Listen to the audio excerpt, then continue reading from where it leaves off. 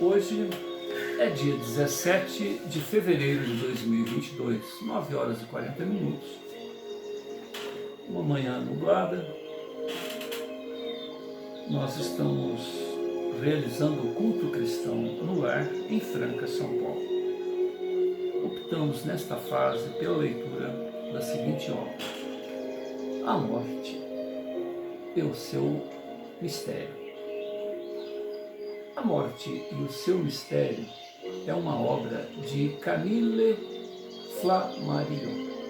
Camille Flammarion é um astrônomo que utilizou a mesma metodologia que ele utiliza para registrar os fenômenos que ocorrem na abóbada celeste.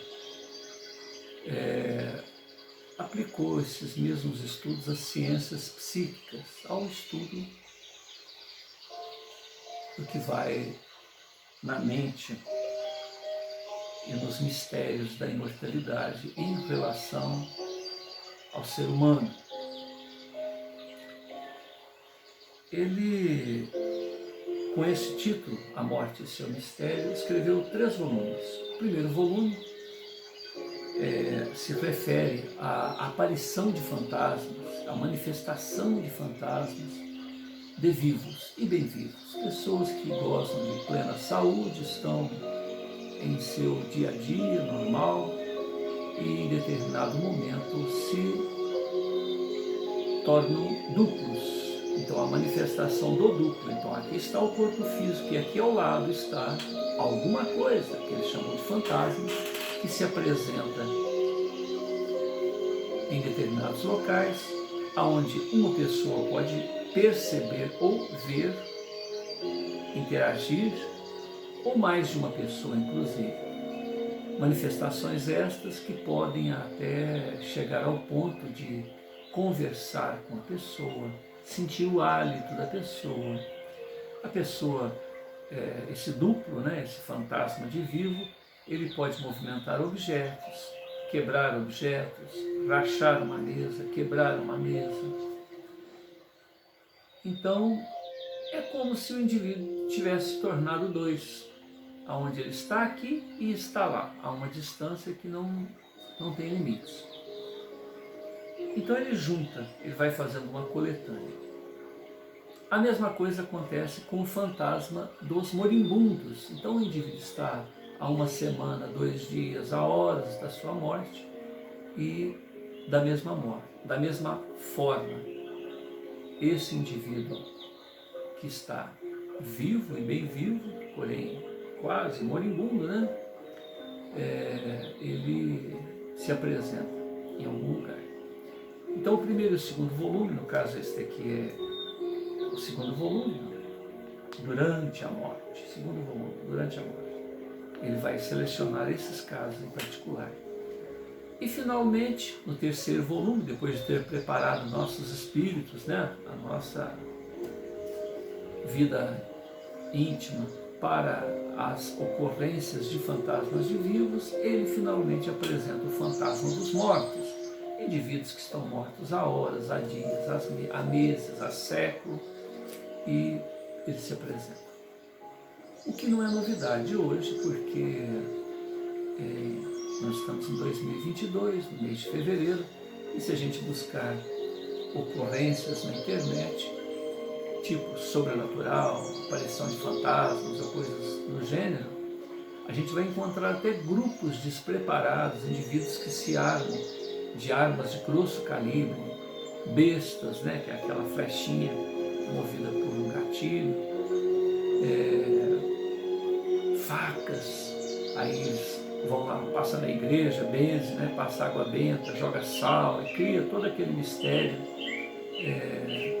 em torno da preparação de suas armas para atingir fantasmas, e saem por aí gravando, e muitas das vezes a coisa fica interessante. O curioso é que eles estão com a intenção de lacrar, de fazer seguidores na internet, mas que no final das contas acabam colaborando, porque logo que eles se dão de frente com um desses fantasmas de mortos, eles fogem, saem correndo e fica ali o slow motion para mostrar antes da correria, né? Há até um caso, atualmente eu já percebi 3 grupos nesse sentido. Um grupo brasileiro, um grupo americano e um grupo inglês que sai com esse filtro. Um desses grupos, não sei se o inglês ou o americano, o brasileiro também. Então já são 2 grupos, um de um adolescente e o outro de uma pessoa aí lá com 45, 50 anos, em que eles têm equipamentos, têm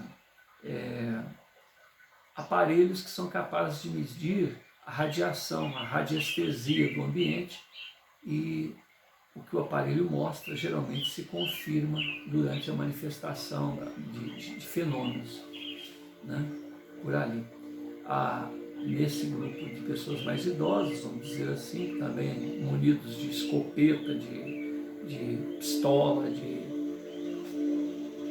um dos integrantes da equipe fica mediunizado e eles ficam preocupados, porque o cara está com arma na mão, está com faca e tal, fulano, cita, o cara está sonso, né? Aí tira as armas dele e conversa com o espírito. Você não tem autorização para utilizar esse corpo aí e tal. E de repente tenta lá um interloque. Então, o estranho nisso é o seguinte: perante os espíritos, a autoridade que se tem é moral, é o diálogo. Não existe armas, não existe enfrentamento bélico com os espíritos. Está parecendo até a Idade Média, onde as pessoas iam para a fogueira por terem qualquer tipo de manifestação neste sentido ou em qualquer outro que justificasse a colocação da pessoa nas trilhas do Santo Ofício, né? Mas, de qualquer maneira, eles corroboram através de imagens gravadas, inclusive por câmeras de segurança, já é outro campo, né? Mas, de qualquer maneira, em se referindo a um estudo sério à época de Camille Flammarion, havia muitos pesquisadores que se organizaram na França, na Europa, vamos dizer assim, e na Rússia, sociedades psíquicas, e ali estavam Ernesto Bozano, Camille Flammarion, Gabriel Delane, Myers e uma série, Albert de Rochas, um príncipe, que eu não me recordo o nome dele, mas que foi citado nesse trabalho do Camille Flammarion. E com isto, se busca registrar o fato. Nessas sociedades psíquicas haviam pessoas espiritualistas, pessoas que reconhecem a imortalidade, portanto,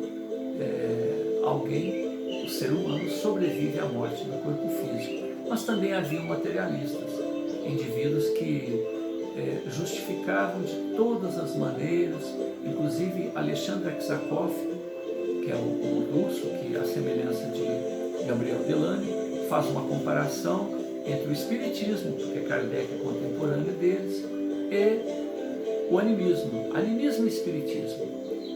E ele conclui, Alexandre Aksakov, no final de suas quase 500 folhas de apontamentos, que não há fenômeno espírita sem a presença do animismo.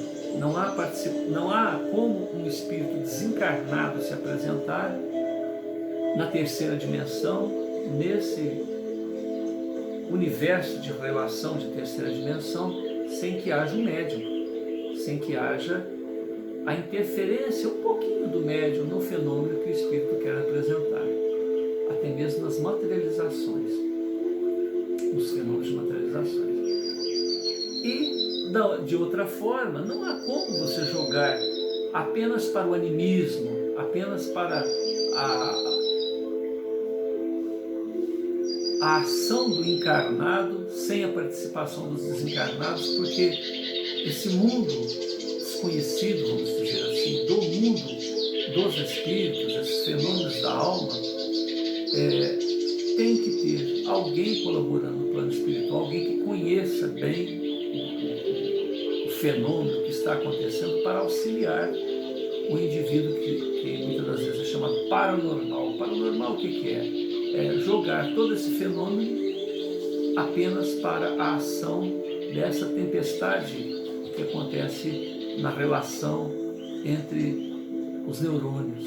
Então, será que essa fonte de energia que circula nos neurônios é capaz de justificar, de explicar, de dar conta de todos esses fenômenos que são narrados por esses psiquistas e por essas obras que nós estamos nos referindo? Certamente não. Então,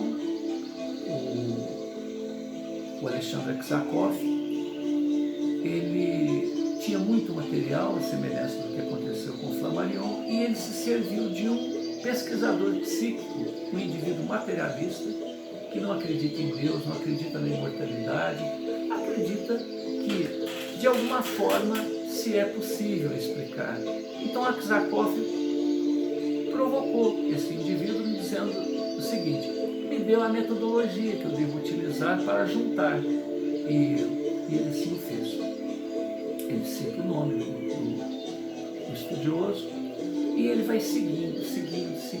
E quanto mais o Alexandre Aksakov cerca de fatos e mais fatos para mostrar que aquela maneira de se pesquisar proposta pelo materialista, também estudioso psíquico, um professor universitário e tal, ele vai apresentando outras e outras, né, senões e porquês, e vai distorcendo. Então, à medida que o Aksakov Alexandre Aksakov, o russo lá, né, vai apresentando fatos e mais fatos, ele vai tergiversando, até que chega ao ponto do ridículo. E quando ele chega ao ponto do ridículo, de sair até do campo da seriedade científica, chega um momento em que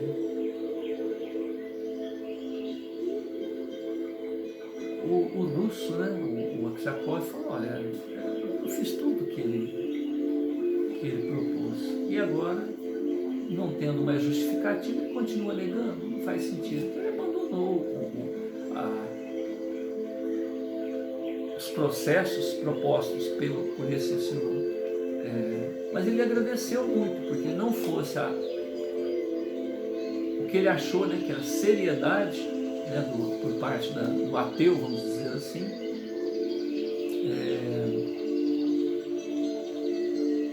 ele não teria como dar uma direção, porque ele tinha muito material e não sabia qual a direção que ele deu para esse material. Então ele achou que o cara era sério, até que o cara cai no ridículo.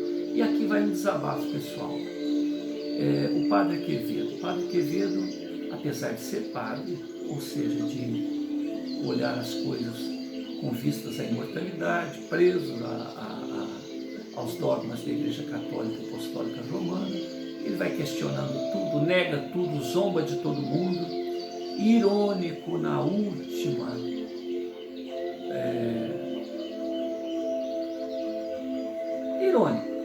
irônico até a última, fazendo propostas, mas prove isso para mim que eu dou tantos $1000, né, tantos milhões de dólares, sempre jogando dinheiro como um desafio para que as pessoas provem para ele. E foi irritando todo mundo, e irritou todos os médiuns, todas as pessoas que lidavam com a imortalidade com seriedade, né? E eu achava legal, sabe? Eu falava: poxa, que homem sério, né? Eu admirava o Padre Quevedo. Até que a semelhança com o que aconteceu com Alexandre Aksakov.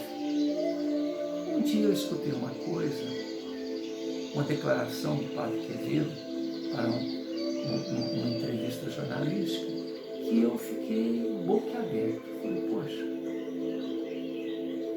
eu pensei que esse homem era sério. Ele se entregou. E eu vou dizer o que aconteceu. Como ele negou todos os fenômenos, vamos dizer, paranormais como sendo uma ocorrência, né, de espíritos que estavam se apresentando, a jornalista jogou para ele, né, fez uma contra-oferta, né, na pergunta, dizendo o seguinte: então, afinal de contas, aonde ocorrem os fenômenos sobrenaturais? Porque não existe o sobrenatural.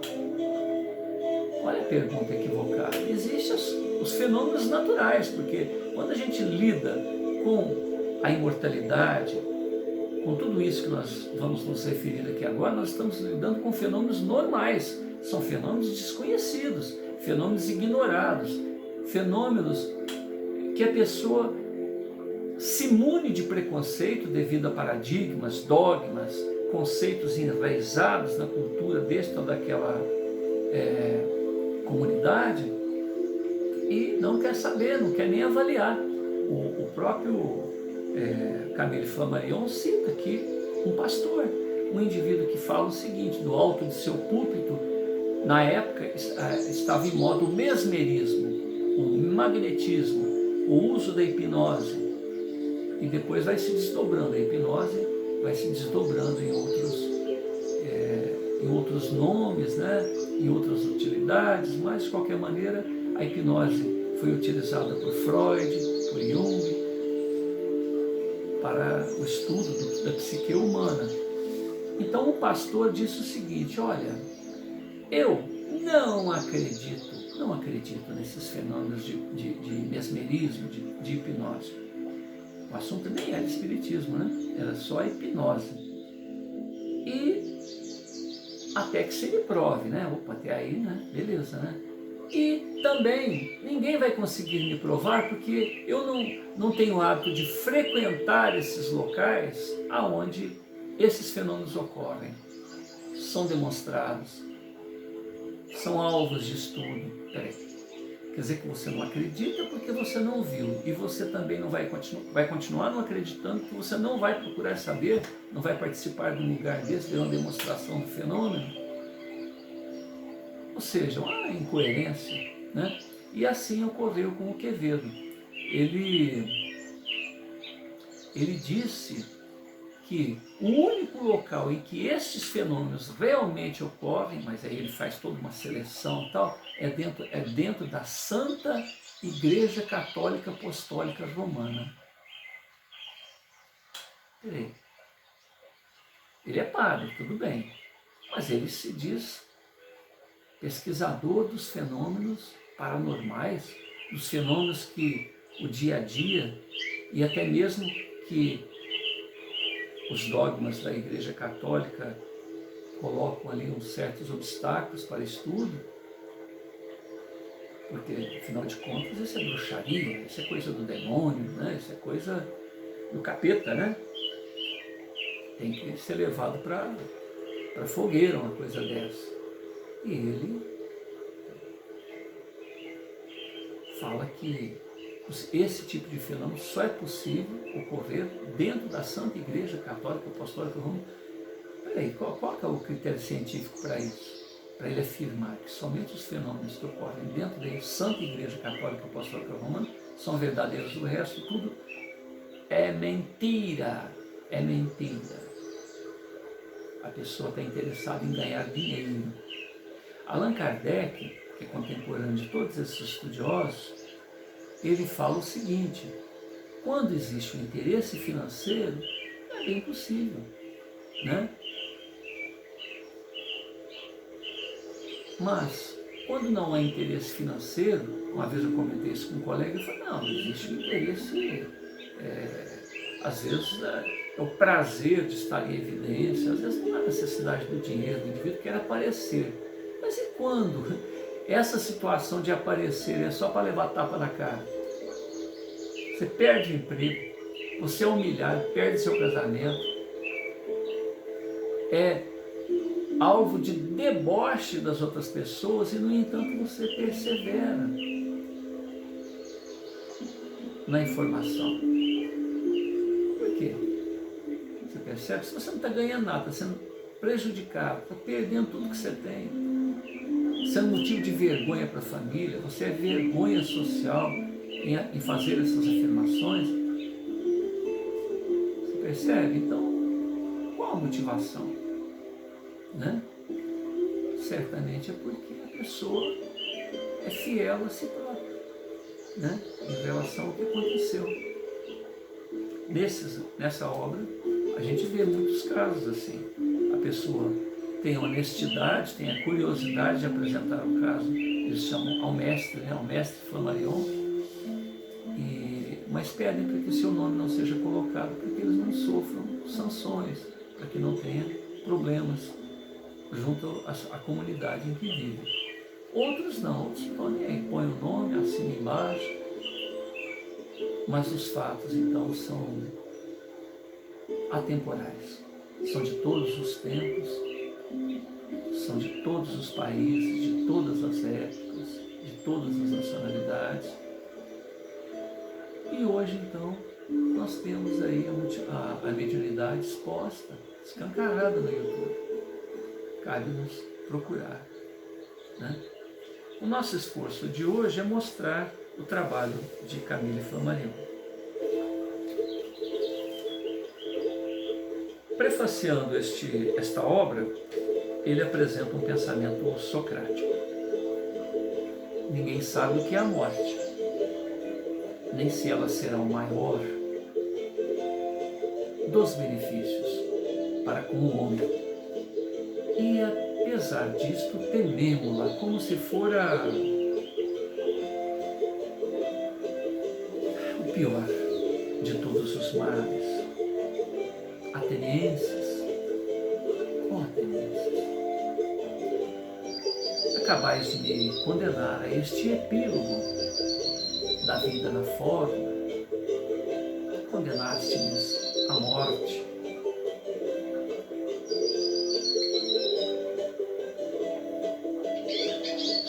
E a voz divina, que sempre se fez ouvir no imo de minha alma, neste momento se calou. Essa voz nunca me abandonou e ela agora está em silêncio. Então eu entendi que o que está ocorrendo é para um bem. Então entrego-me, submeto-me à sanção que me foi imposta. E certamente os meus acusadores, os meus juízes, hão de submeter-se ao próprio julgamento,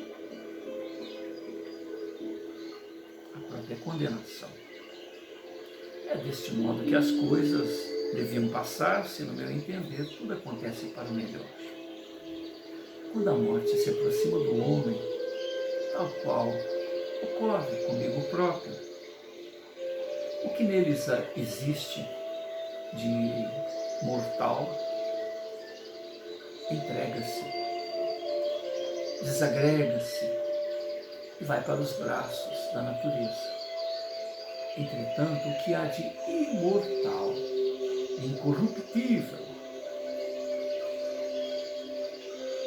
retira-se intacto.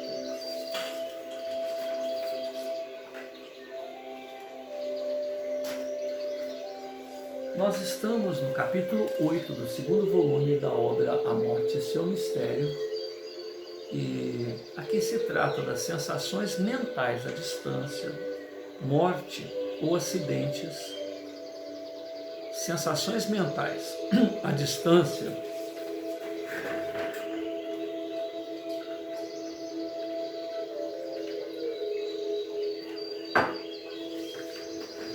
capítulo 8, sensações mentais à distância, de mortes ou acidentes sem fenômenos físicos.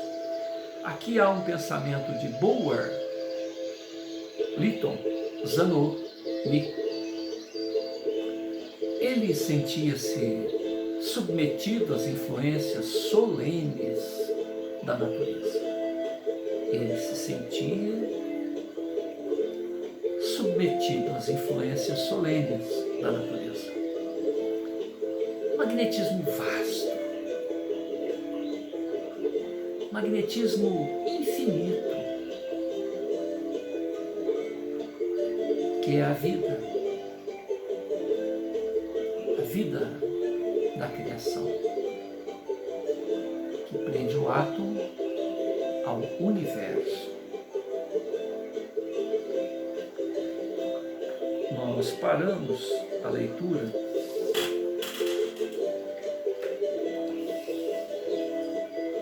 na página 221.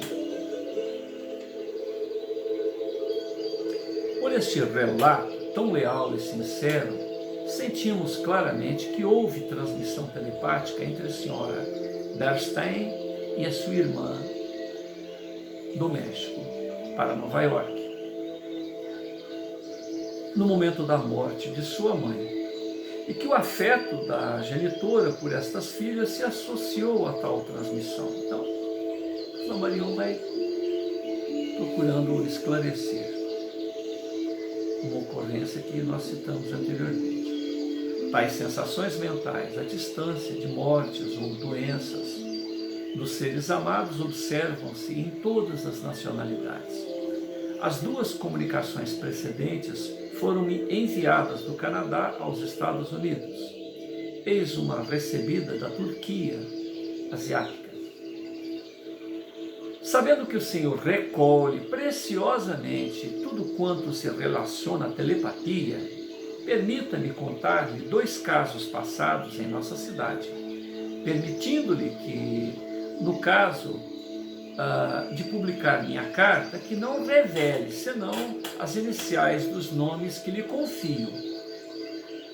O senhor e senhora T. tinham uma prima, a senhora D.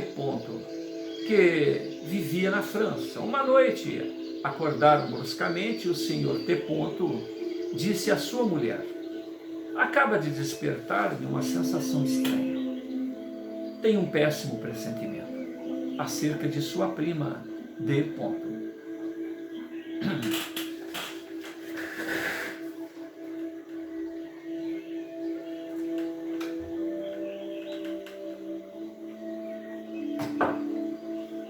Estou certa de que ela morreu, exclamou de repente a senhora T. porque vi em sonho a sua casa deserta e a sua filha toda de luto, que chorava. O relógio marcava 2h30. No dia seguinte, receberam a notícia do falecimento ocorrido às 2h30 e verificaram, então, o momento. Continua Flammarion. Esta é uma comunicação entre um agonizante e pessoas vivas, mas a história seguinte refere-se a 2 pessoas vivas e de perfeita saúde. Abre aspas. O senhor N. havia encomendado ao seu farmacêutico alguns medicamentos e este se descuidara ao os preparar durante uma semana. Certo dia, o médico, a quem tal demora muito contrariava, deitou-se com a intenção de ir admoestar o farmacêutico. Durante a noite acordou ouvindo distintamente uma voz que lhe dizia: às 7h30 da manhã. O doutor viu seu relógio marcar 3h30. No dia seguinte, dirigiu-se à casa do boticário, que lhe entregou os remédios, dizendo: o senhor deve estar zangado comigo, compreendo-o. E a noite passada, quando o meu despertador me acordou pelas 3h30, para eu partir para a caça, disse a minha mulher: estarei de volta pelas 7h30 para preparar os medicamentos para o doutor. Foi a voz do farmacêutico que o médico ouvira. Como? Não me cabe a mim tirar conclusões, mas ao sábio. E aí ele faz outros apontamentos. Seguem-se os cumprimentos usuais. Isso é assinado a 28 de janeiro de 1902 em Esmirna. Quem assina é Maria Mavrogordato. carta de número 1025, do arquivo pessoal de Flammarion. Continua Flammarion. Sim, estudemos tudo, sem qualquer ideia preconcebida, sem preconceitos e na intenção única de aprendermos uma coisa, alguma coisa. Quanto às conclusões, resulta certamente de todos esses fatos que existem correntes psíquicas invisíveis entre os seres humanos. As ideias viajam, andam no ar, como se diz. No primeiro desses dois exemplos, o pensamento da prima agonizante atravessou a distância que separa a França da Turquia para ir impressionar o cérebro do senhor e senhora T. O que receberam ao mesmo tempo e sob duas sensações diversas. No segundo caso, o telefone mental exerceu-se entre o farmacêutico e o médico. Esses fenômenos psíquicos de que tantos homens cultos duvidam, ainda são observados, digamos, sob todas as latitudes, sob todas as condições. Depois de Montreal, México e Esmirna, eis uma observação feita em São Petersburgo. Trata-se de duas sensações de mortes à distância.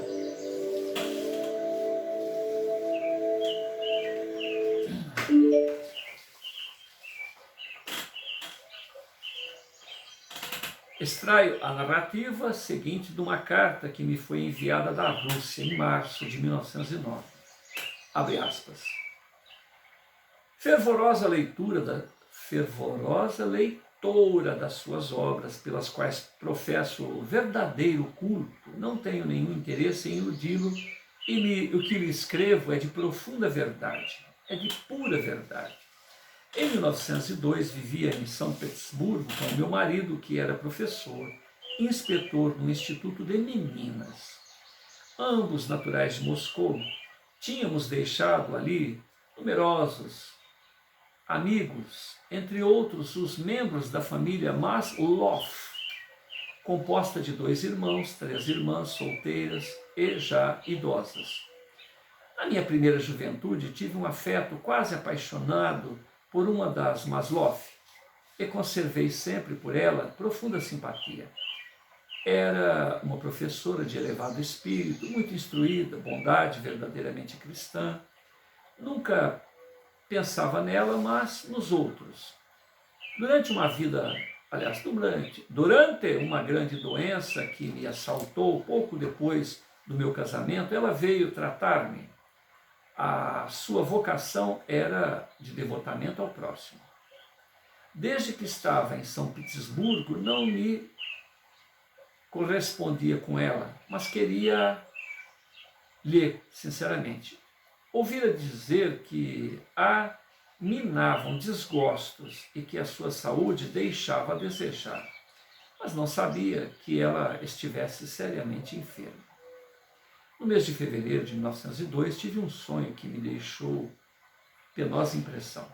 Vi claramente um cortejo fúnebre e ouvi a voz que me dizia: é o enterro da senhora Sofia Maslov. De manhã falei deste sonho para o meu marido, que, querendo tranquilizar-me, replicou: isto é sinal de longa vida. 3 dias depois, meu filho, de 18 anos de idade, voltou ao colégio trazendo alguns livros embrulhados no jornal. Era o Novoye Vremya, que tanto eu como meu marido nunca líamos por causa de nossas opiniões políticas.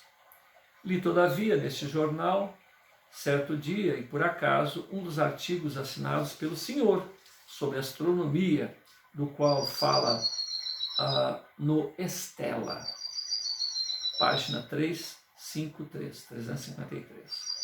Tendo meu filho deitado o jornal no chão, levantei-o, de repente caiu-me sob os olhos a notícia do falecimento da senhorita Maslov e do seu enterro em Moscou, o qual realizara no dia seguinte aquele que eu tivera o sonho.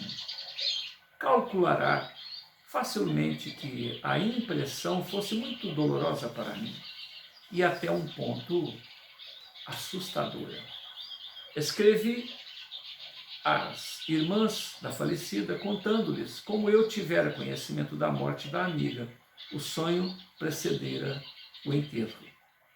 Segundo fato, passei pela horrível desgraça de perder meu adorado marido em 25 de dezembro de 1907.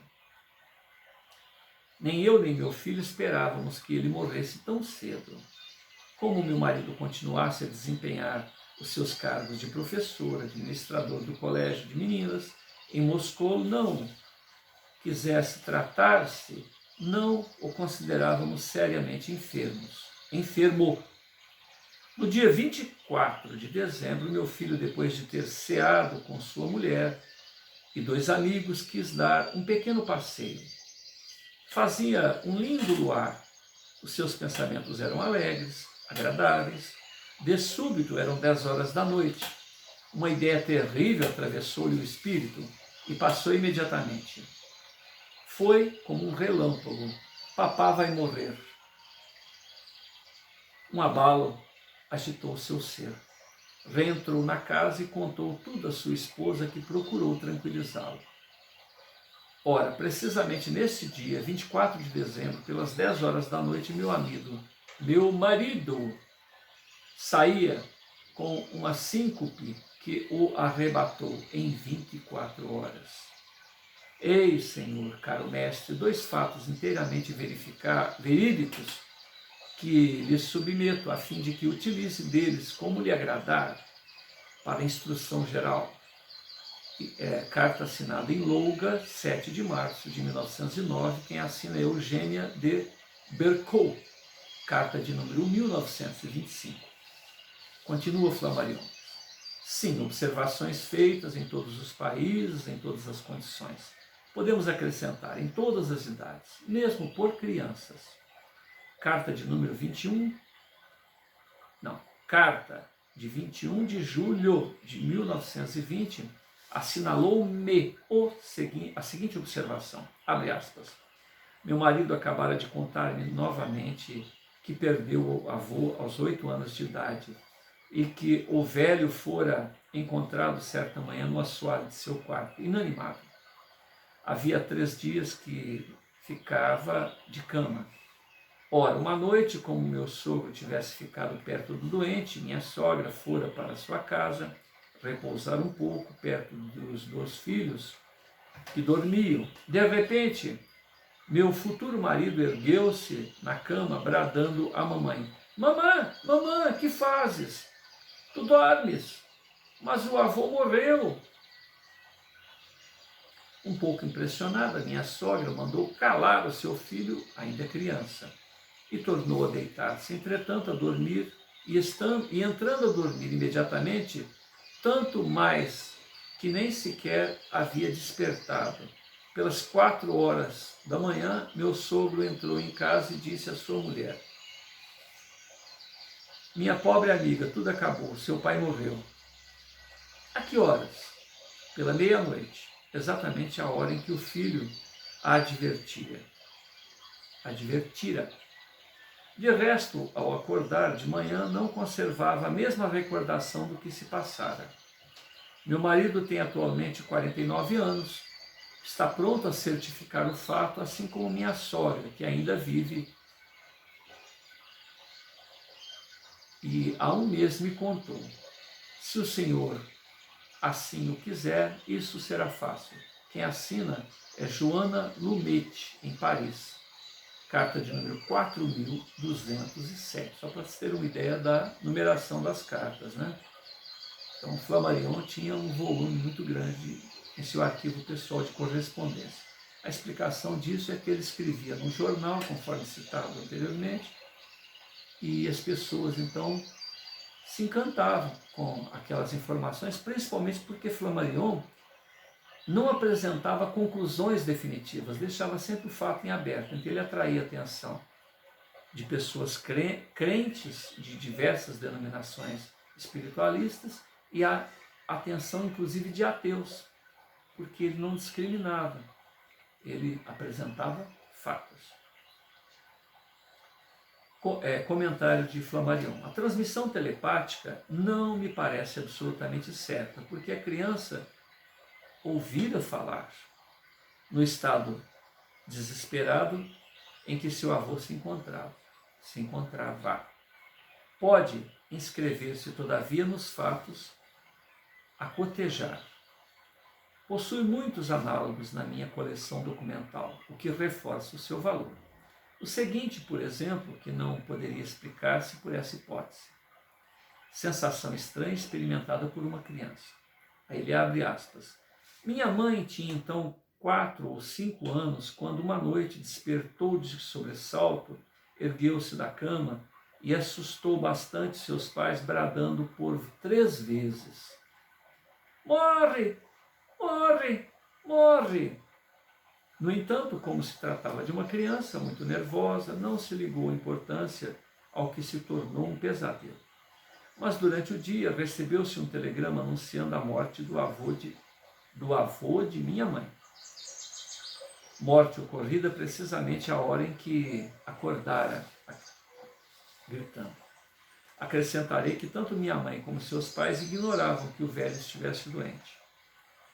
Eis o fato tal qual me foi narrado pela minha própria mãe, que conservou uma recordação inapagável dele.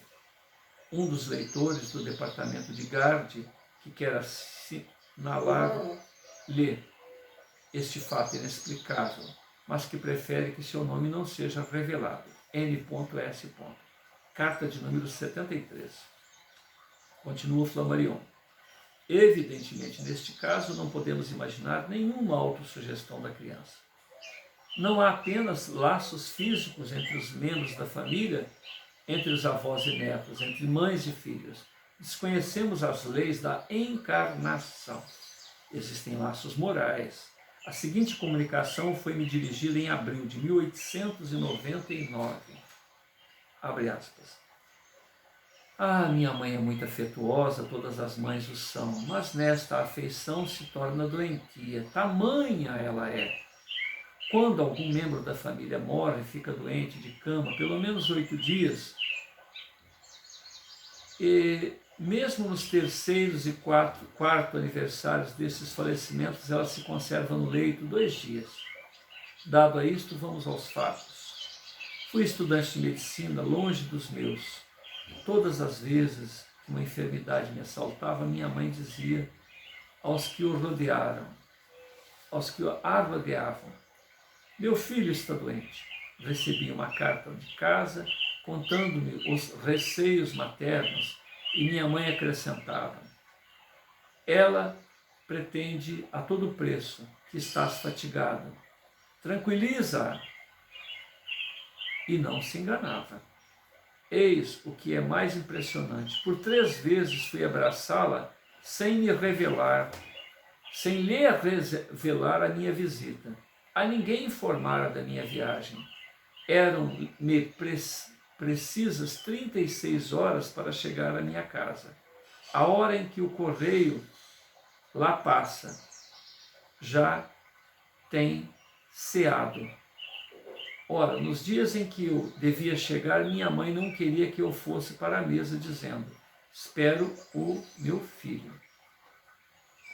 E tinha preparado por suas próprias mãos alguns pratos que ela gostava. A família graciava com ela.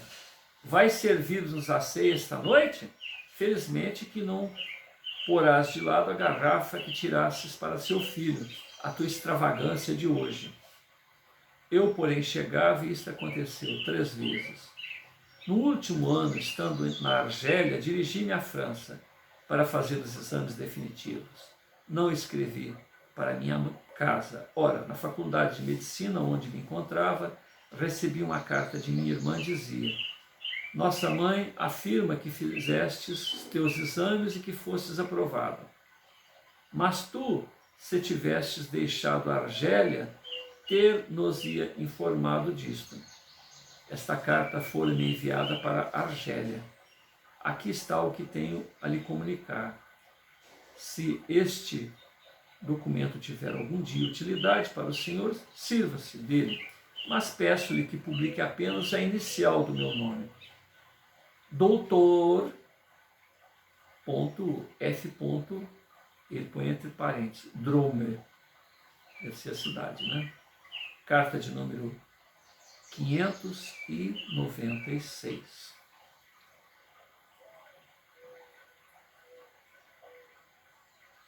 Um comentário de Flammarion.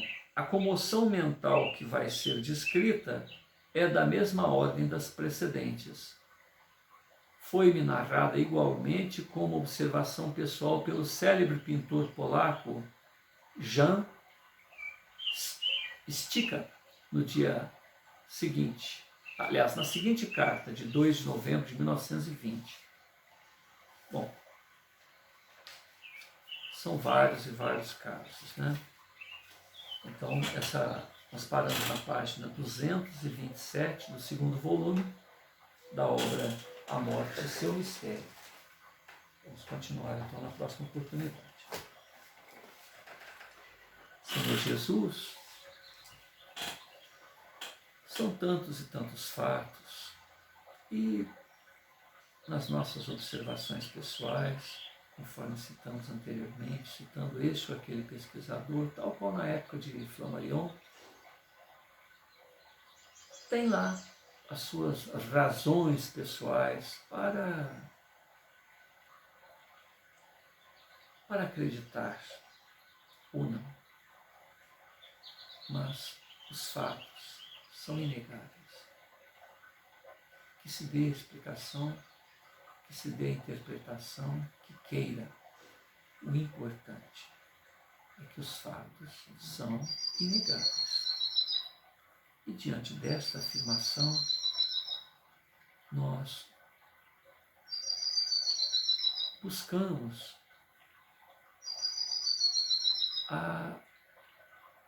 o socorro do mais alto para que permita com que, junto a esses fatos, cada um de nós nos atentemos, passemos a observar tudo que se relacione à nossa própria imortalidade, à nossa própria capacidade de sair do comum da Matrix, para sair do comum do dia a dia das pessoas que nada mais veem que as coisas objetivas que os nossos 5 sentidos se relacionam. Hoje em dia, nós temos a oportunidade de ir além da física newtoniana.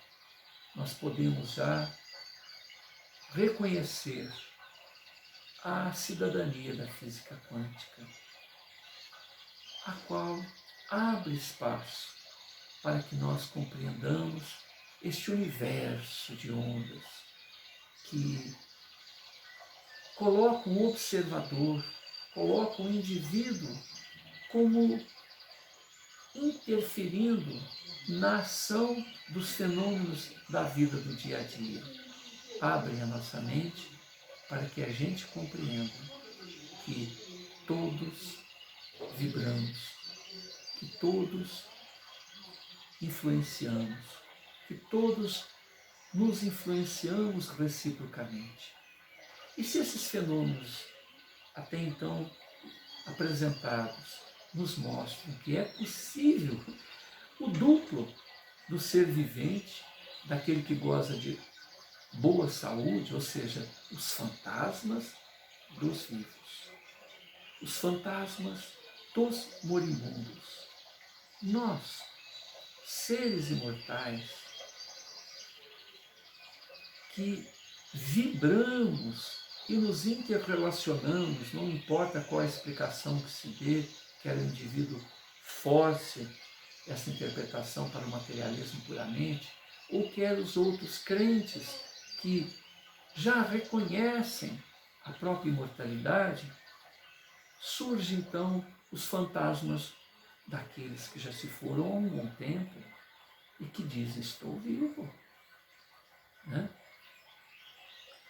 Flammarion, na obra Narrações do Infinito, ele tem a oportunidade de acompanhar os últimos momentos de um amigo. E também astrônomo, também intelectual, também interessado nos fenômenos psíquicos. E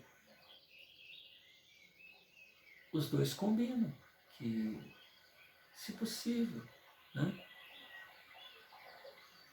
dar um retorno, né, dar um feedback. Como que é depois que você atravessou o umbral da morte? Como foi?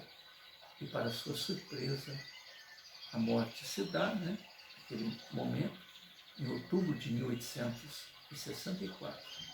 Em 1866, em outubro, este amigo que ele colocou o pseudônimo Lumen, ele retorna em um momento em que Flammarion está recolhido em um dos castelos de madrugada e está num retiro, vamos dizer assim, né?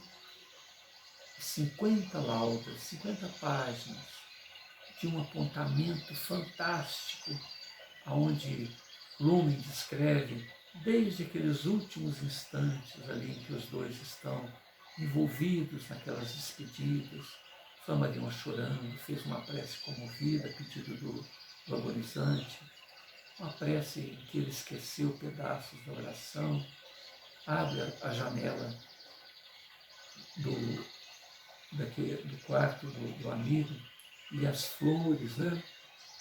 O roseiral à beira da janela joga o seu perfume, ele olha para a janela, o agonizante, e vê capela. Então, essas são as últimas lembranças do agonizante e ele desperta já em capela e dali faz referências a um estudo dessa viagem que a luz escrava da velocidade, inclusive no vácuo, né, faz, e faz toda uma série de apontamentos que foram no ano seguinte, em 1866, os apontamentos, em 67, em fevereiro, na revista Século XIX, a comunidade científica ficou admirada e recolheu aqueles apontamentos como uma ficção científica. Em 67 ainda, mais 2 diálogos, em 69 mais 2, então ele compõe, através desses 5 diálogos, a obra que se chama Narrações do Infinito. Então a gente está citando que Flammarion teve a oportunidade de ver despedir-se dele um amigo que lhe apresentou conjecturas que jamais se imaginaria pisando, estando aqui no chão da Terra. Foram conjecturas tão inovadoras que Flammarion, apesar da amizade que tem com o amigo, apesar da lealdade que ambos tinham um com o outro, apesar da reverência que Flammarion tinha por seu mestre, que ele chamava esse amigo que desencarnou de mestre, ele disse na quarta entrevista que teve com um amigo desencarnado, ele falou: poxa, depois do que você acabou de falar, será que você não está, como se diz, quase que aproveitando da nossa amizade para brincar comigo, quase que, né, quase que ofendeu o amigo desencarnado, porque as informações eram tão reveladoras que ele falou assim: será que você não é Sherazade me contando histórias da Mil e Uma Noites? Porque era muito para a cabeça de Flammarion, que é uma mente aberta, conforme nós vimos até aqui. Então, o mundo espiritual, e eu estou fazendo questão de fazer esses comentários agora, porque está iniciando, né? Pedro Augusto, ele está canalizando de uma determinada maneira um grupo de entidades venerandas e de uma maneira muito diferente. Eu acabei de ler um livro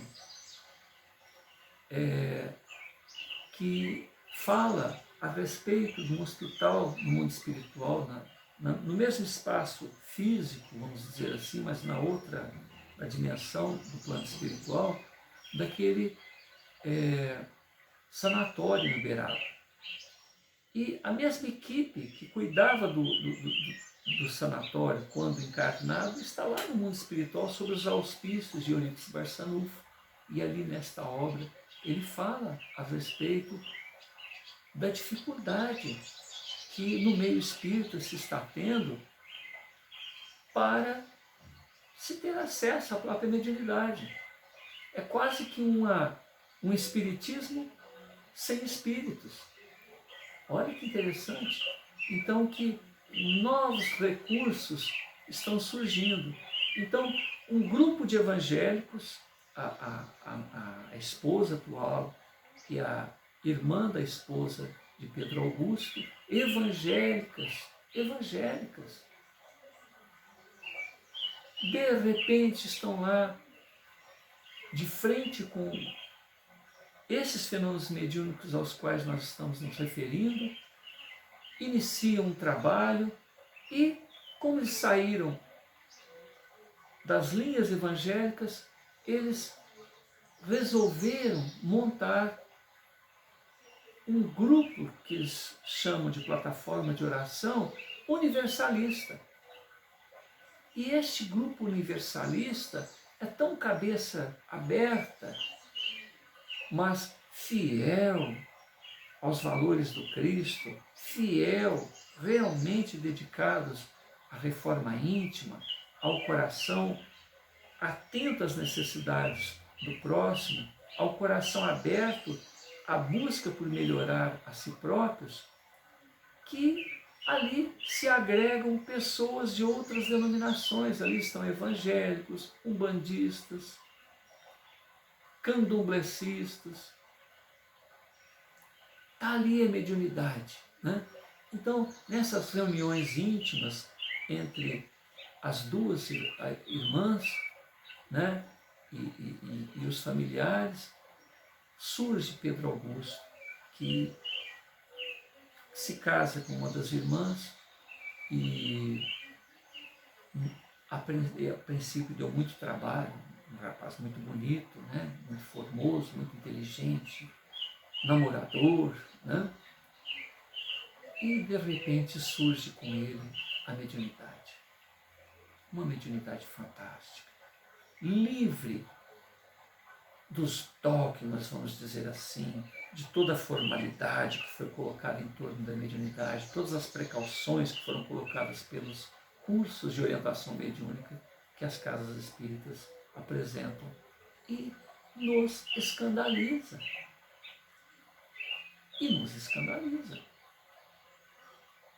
Porque eu também sou espírita. No entanto, eu vejo nesse trabalho da turma, da plataforma de oração, como um tapa na cara de todos nós. Porque nos faz lembrar a espontaneidade da mediunidade. Nos faz lembrar que quem dita as normas de como tudo deve ocorrer é a espiritualidade. As coisas vêm de lá para cá, assim como foram as próprias orientações da doutrina espírita. E Pedro Augusto é realmente um cara especial. Ele lê e tem memória fotográfica. E o mais interessante, ele é corajoso. Ele é corajoso. E assessorado pelos espíritos superiores. Com pouco tempo, 3 anos aproximadamente de estudo das obras espíritas, eu particularmente estou estudando espiritismo, estou com 63 anos. Há mais de 40 anos eu estudo espiritismo, muito mais de 40 anos. E leio, a coisa não fica na cabeça. Vocês percebem que à medida que eu vou fazer algum comentário, tem hora que eu tenho que pensar, às vezes buscar a fonte, né? E ele não, ele está ali. Então, essa coragem e as informações antecipadas do que vão acontecer posteriormente, né? Hélio Couto é um cientista, um pesquisador. Quem observar o trabalho de Hélio Couto e observar o que acontece na plataforma de oração, vê que tem uma relação direta. É como se o trabalho de um tivesse a continuação no outro. Né? Lee Carroll, um americano, ele canaliza um grupo de espíritos denominados Cryon. Cryon não é um espírito, não é os fulanos, ciclana, é uma equipe veneranda de espíritos que vem certamente de Alcione para frente, né? Espíritos luminares que falam dos mesmos valores que Hélio Couto, de Pedro Augusto e de tantos outros médiuns brasileiros, mostrando todo um esforço para renovar os corações. E Cryon, da mesma maneira, tem um pensamento universalista. Ele se apresenta em diversas partes do mundo, quando eu falo Cryon, através do Lee Carroll e da sua equipe. Né? Então, olha a concordância, né, das informações que chegam. Então, nós estamos num período de transição planetária, onde não dá mais para segurar a evolução da compreensão de nossa realidade de mortalidade. Porque ficaremos milênios, certamente, presos em um estágio evolutivo, em mundos primitivos, se não assumirmos essa postura de vibração renovada e suficiente, porque o próprio planeta Terra vai vibrar de uma determinada maneira que não cabe mais os preconceitos, que não cabe mais a desumanização. Há necessidade desse processo de misericórdia, de piedade, de solidariedade sincera para conosco mesmo e para com aqueles com os quais nos relacionamos. Senão não fica por aqui. Né? E vai demorar milênios para retornarmos à Terra, tal como aconteceu aos capelinos. Tem gente de capela que está aqui há milhares de anos e ainda vai ser deportado outra vez porque é renitente. Vai entrar em mundos primitivos, porque apesar desses milênios se arrastando conosco, né, aqui na Terra, irmãos mais novos, pessoas principiantes nesse processo do autoconhecimento, de evolução espiritual, eles irão ser deportados novamente. Então estamos numa escada evolutiva, buscando a compreensão de nós mesmos. E o nosso esforço apresentando essas obras de Flammarion é para que nós saibamos que desde há muito, e há muito material, referindo-se a essa realidade, que a coisa não é de hoje, não é de agora e não é só o nosso meio. Muita paz a todos.